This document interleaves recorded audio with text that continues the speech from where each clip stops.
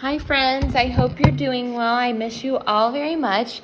Today we are going to be reading a story about somebody who was an inventor, and you might have heard his name before. So I'm going to turn around my camera. So we're going to be talking about inventions, and maybe you can think of some inventions that you have known or heard people talk about before. Here are some pictures of some different inventions. I'm going to turn the page and we're going to talk about a great inventor. Do you know what an inventor is? Yeah, it's somebody who creates something, who comes up with something for the first time. So what do the pictures give us clues about? I know they're kind of some weird looking pictures, especially on this page, isn't there? But what do you think is going to happen in the story?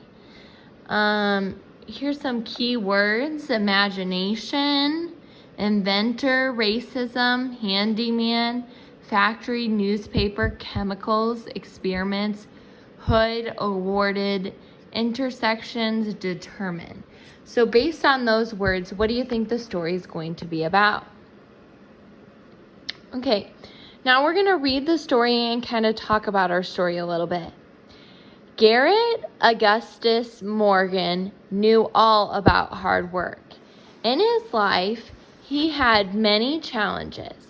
None of that, however, stopped Garrett Morgan from succeeding. He had a good imagination and thought of ways to solve problems. He went on to become a great inventor. Garrett Morgan was born in Kentucky around 1877. Slavery ended in the United States in 1865. Even though Garrett Morgan was born a free man, he had to deal with racism. He was African American, and many white Americans did not believe that African Americans should have the same rights. Young Garrett Morgan and his 10 brothers and sisters worked on the family farm in Kentucky. As a child, Garrett Morgan attended school for only a few years. He had to spend a lot of time helping on the farm. When he was 14, Garrett Morgan left his family and moved to Cincinnati, Ohio. There, he found work as a handyman for a wealthy landowner. As a young man, Morgan wanted to continue his studies in English grammar. He hired a tutor to make up for his lack of schooling. So how would you maybe describe Garrett Morgan already? Maybe he was pretty determined, at least to do his school. Garrett Morgan decided to move to Cleveland, Ohio. There, he found a job fixing sewing machines at a factory. In 1907, he opened up his own shop to repair and sell sewing machines. The business grew quickly. Soon, Morgan set up a shop for making clothes. Workers sewed coats, dresses, and suits in this shop. Morgan became a successful businessman.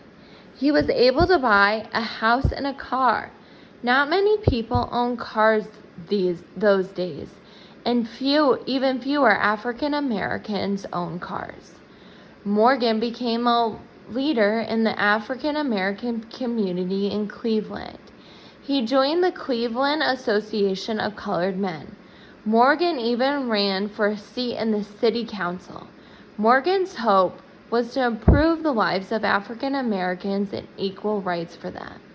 In 1920, he started a newspaper called the Cleveland Call. The newspaper covered stories that were important to the African American community. So why was he important? You can kind of think about that so far in this story. An unexpected discovery. Morgan was always looking for ways to improve living and working conditions for people. He noticed that the needle on a sewing machine got very hot as it moved up and down. Sometimes the needle became so hot that it burned the cloth it was sewing. He looked for a way to cool the needle during the sewing process. Morgan mixed together some chemicals to place on the needles. He thought that the mixture might keep the needles cool.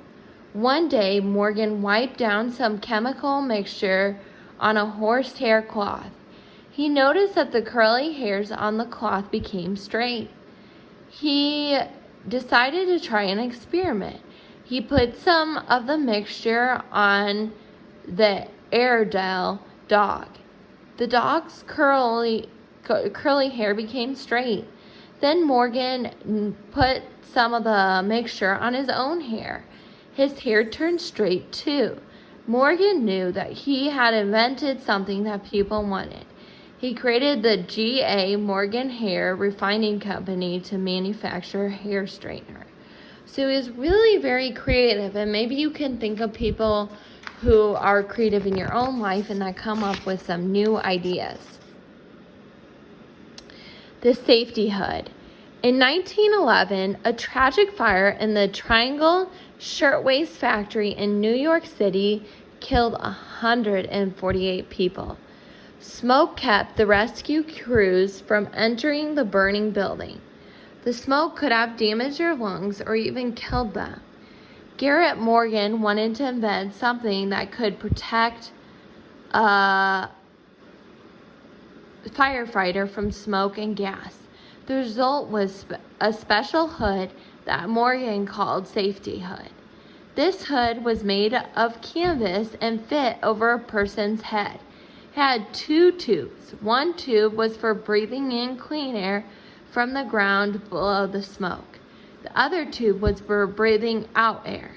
In 1914, Garrett Morgan received a patent for his safety hood. So you can see it right there in the picture of what he invented.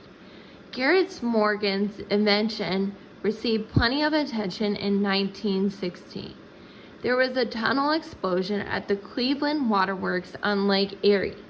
Workers were trapped in the tunnel. Rescuers could not reach them because of dangerous gas in the tunnel. The Cleveland police asked Morgan to help rescue the workers. Morgan and his brother wore safety hoods into the tunnel. They were able to rescue some of the trapped men without being overcome by smoke and gases. Morgan was awarded many honors by the city of Cleveland and the firefighters. People called him a hero. Newspapers around the world wrote about the rescue. Many people, especially firefighters, were interested in learning more about Morgan's safety hood. He received many orders to buy the safety hood. During World War I, soldiers used masks based on Morgan's hood. These masks saved many soldiers' lives. They kept poisonous gases from harming the soldiers. Morgan's safety hood earned awards from the International Association of Fire Chiefs. He was also recognized by the International Exposition of Sanitation and Safety. Some gas masks used today are based on Garrett Morgan's safety hood invention, and maybe you've seen a mask just like that or similar to that. The traffic signal. In the early 1900s, cars had to share the road with pedestrians and bicyclists. Even horse-drawn carriages and wagons rode through the streets. Intersections became dangerous places with all these travelers moving at different speeds. Sometimes travelers were still crossing the intersection when a car was moving. As a result, accidents occurred often and people were injured. So what do you think he's going to do because of all these accidents that were happening? After witnessing an accident, Garrett Morgan started to work on a better way of directing traffic through intersections. His solution was a three-way traffic signal. This electric signal controlled the flow of traffic. It stood high on a tall pole. It told cars when to go and when to stop. It also stopped traffic in all directions. This gave pedestrians and bicyclists time to cross the street safely.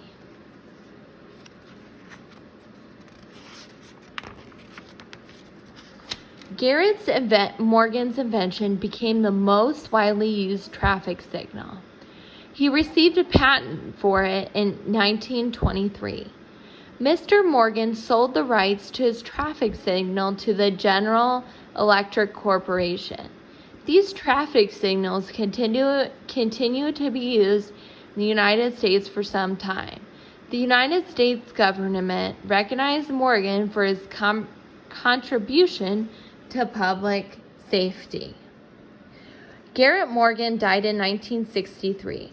He had a rich imagination and thought of ways to solve problems. He was determined to work on a problem until he solved it. Although he faced many challenges in life, Garrett Morgan went on to be very successful. His inventions helped make everyday life safer and more pleasant for many people. So now,